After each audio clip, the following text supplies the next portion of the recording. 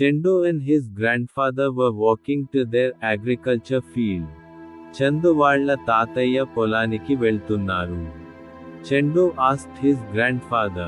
చందు తాతతో ఇలా అడిగాడు. తాత, if we walk further which place will we reach? మనం ఇలా నడుస్తూ వెళితే ఏ ప్రాంతానికి చేరుకుంటాం? We will reach Vajrakarur, next we will reach Guntakal. There are many more places dear, but if you keep moving, you will come back to the place where you started from. చాలా ప్రాంతాలు వస్తాయి చందు. కానీ మనం అలా వెళ్తూ ఉంటే మనం ఎక్కడ నుండి బయలుదేరుతామో తిరిగి అక్కడకే చేరుకుంటాం. Is it Tata? How we come, we supposed to reach the end of earth. Aren't we grandfather? నిజమా తాత? అలా ఎలా వస్తాం? భూమి చివరి దాకా వెళ్ళిపోతాం కదా. ఇట్స్ ఫ్లాట్ తాత. భూమి బల్లపరుపుగా ఉంది కదా తాతయ్య. Of course, but it is supposed to have an end. When we reach the end, we don't fall off. అవును, ఒకవేళ భూమి బల్లపరుపుగా ఉంటే దానికొక చివర ఉండాలి. చివరకు మనం వెళితే మనం పడిపోవడం లేదు కదా. Long ago, a Portuguese sailor called Ferdinand Magellan began a journey with his team. He sailed for years on the sea, but surprisingly his team reached back to the place where they started from. ఒకప్పుడు Ferdinand మగెల్లన్ అనే Portuguese నావికుడు తన బృందంతో సముద్ర ప్రయాణం చేశాడు.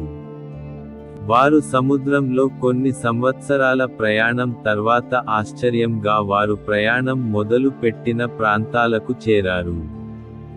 This was possible only if the earth was round. భూమి గోళాకారంగా ఉన్నప్పుడు ఇది సాధ్యం అవుతుంది.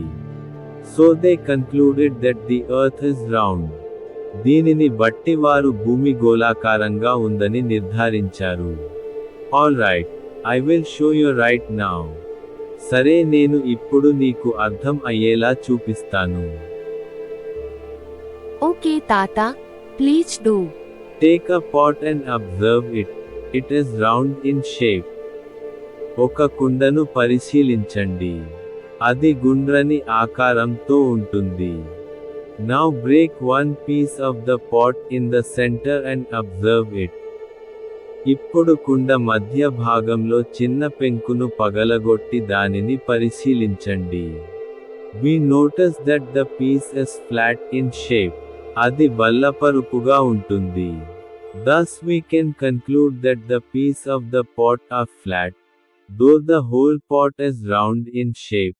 In the same way a part of the earth looks flat, even though it is round. మొత్తం కుండ గుండ్రని ఆకారంలో ఉన్నప్పటికీ ఆ కుండ యొక్క పెంకుముక్క బల్లపరుపుగా ఏ విధంగా కనిపిస్తుందో అదే విధంగా భూమి గోళాకారంగా ఉన్నప్పటికీ బల్లపరుపుగా కనిపిస్తుంది. One more thing Chandu, the pictures taken by the satellite from space also prove that the earth is round. మరొక్క విషయానికి చందు, అంతరిక్షం నుండి ఉపగ్రహాలు తీసిన చిత్రాలు కూడా భూమి గోళాకారంగా ఉన్న విషయాన్ని నిర్ధారిస్తాయి.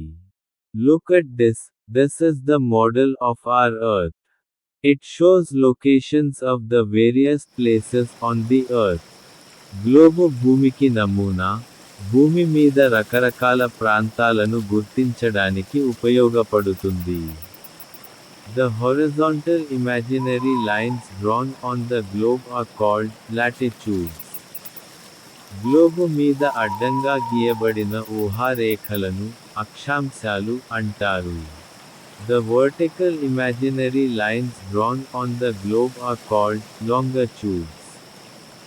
గ్లోబు మీద నిలువుగా గీయబడిన ఊహారేఖలను రేఖాంశాలు అంటారు.